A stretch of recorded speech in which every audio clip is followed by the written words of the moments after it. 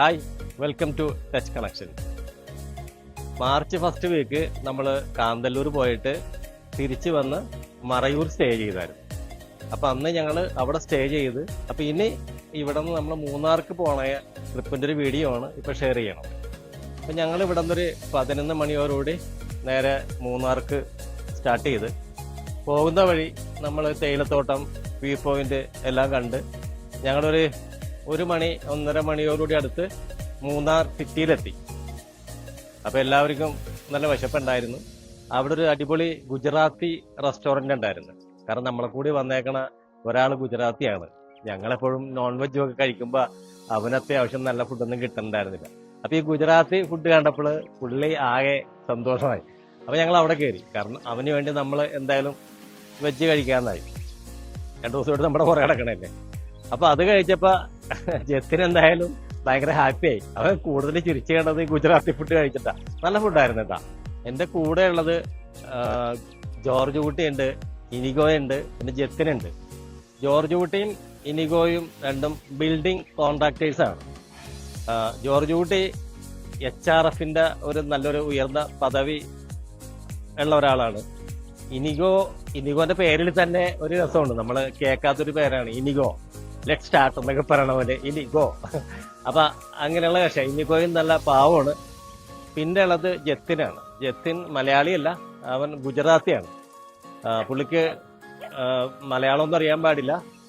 പുള്ളിക്ക് ആകെ അറിയാവുന്ന ഗുജറാത്തിയാണ്. പക്ഷെ എന്തായാലും പുള്ളി എൻജോയ് ചെയ്യുന്നുണ്ട് എല്ലാ കാര്യങ്ങളും. പിന്നെ അതുകൂടാതെ പുള്ളി നല്ലൊരു കുക്കാണ്. ഗുജറാത്തി ഫുഡ് നല്ല രീതിയിൽ ഉണ്ടാക്കും. അപ്പൊ ഇന്ന് രാത്രി അവൻ ഗുജറാത്തി ഫുഡ് ഉണ്ടാക്കി തരാമെന്നുള്ളതാണ്. നമുക്ക് നോക്കാം എന്തായാലും. അപ്പൊ ഇനി നമുക്ക് താമസിക്കാൻ ഒരു സ്ഥലം വേണമല്ലോ. അപ്പൊ ഞങ്ങൾ റെസ്റ്റോറന്റിൽ നിന്ന് ഇറങ്ങിക്കഴിഞ്ഞപ്പോൾ നേരെ നോക്കിയപ്പോൾ മൂന്നാർ ഗവൺമെന്റ് ഗസ്റ്റ് ഹൗസ് അത് റിനോവേറ്റ് ചെയ്ത് നല്ല അടിപൊളിയാക്കിയേക്കണ്. വിശാലമായ കാർ പാർക്കിങ്, ഭയങ്കര സെറ്റപ്പാണ്.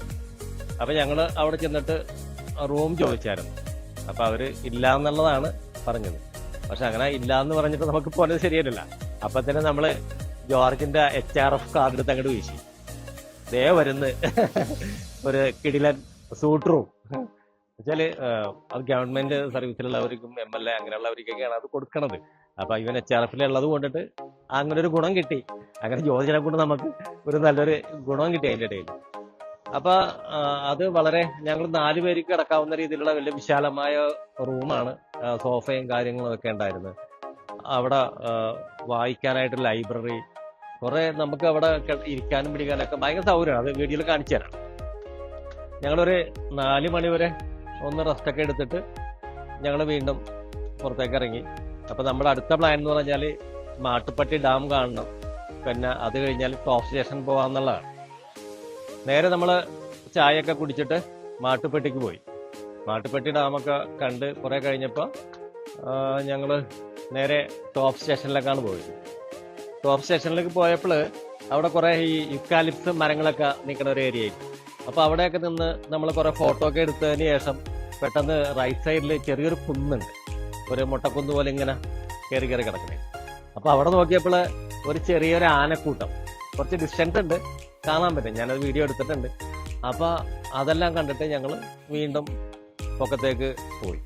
അപ്പൊ നമ്മൾ കുറെ നേരം താഴ്ത്ത് ചെലവഴിച്ചുകൊണ്ടിട്ട് ടോപ്പ് സ്റ്റേഷനിൽ എത്തിക്കഴിഞ്ഞാൽ അവിടുത്തെ കാഴ്ചകൾ കണ്ട് തിരിച്ചു വരുമ്പോൾ ആന ഇറങ്ങാനുള്ള സാധ്യത ഉണ്ടെന്ന് നാട്ടുകാർ പറഞ്ഞപ്പോൾ നമുക്ക് പേടിയായി.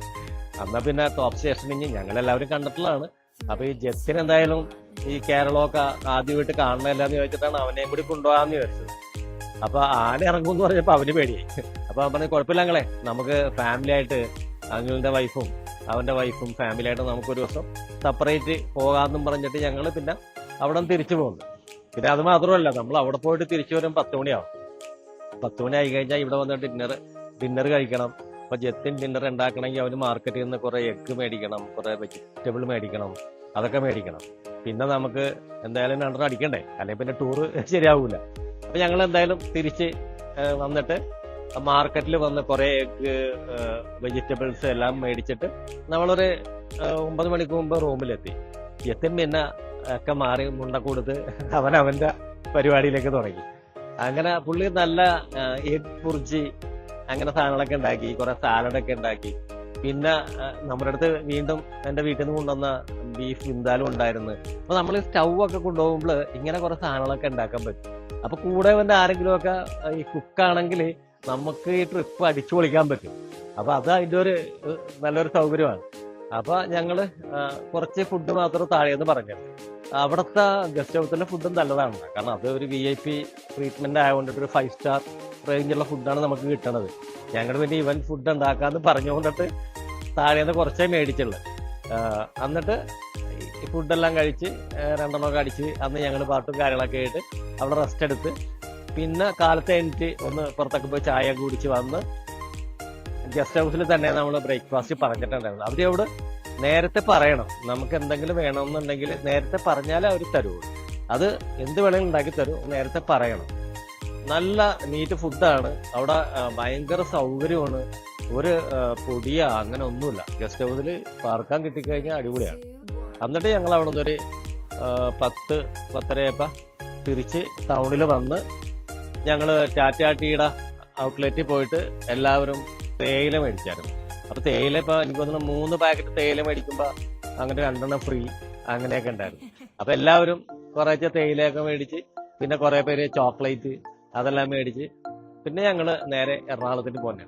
അപ്പൊ പോന്ന വഴി കാഴ്ചകൾ കണ്ട് പിന്നെ ഞങ്ങള് കാട്ടിൽ കൂടി പോകുന്നില്ല, എന്തായാലും ഇനി പയ്യെ എത്താൻ മതിയല്ല എന്ന് വിചാരിച്ചിട്ട് നമ്മള് ടൗണിൽ കൂടി തന്നെ പോകുന്നത്. ചെറിയ ബ്ലോക്കൊക്കെ ഉണ്ടായിരുന്നു, എന്നാലും അത് കുഴപ്പമില്ലായിരുന്നു. ഞങ്ങള് പിന്നെ ഒരു ഉച്ചക്കൊരു നമ്മള് അങ്കമാലിയ ആ ഭാഗത്ത് വന്നിട്ട് ലൈറ്റായിട്ട് ലഞ്ച് കഴിച്ച് 3 മണിയോടുകൂടി ഞങ്ങൾക്ക് എറണാകുളത്ത് എത്താൻ പറ്റി. നല്ലൊരു ട്രിപ്പായിരുന്നു, അധികം പൈസ ഒന്നും വന്നില്ല. എല്ലാവരും ഭയങ്കര ഹാപ്പിയാണ്.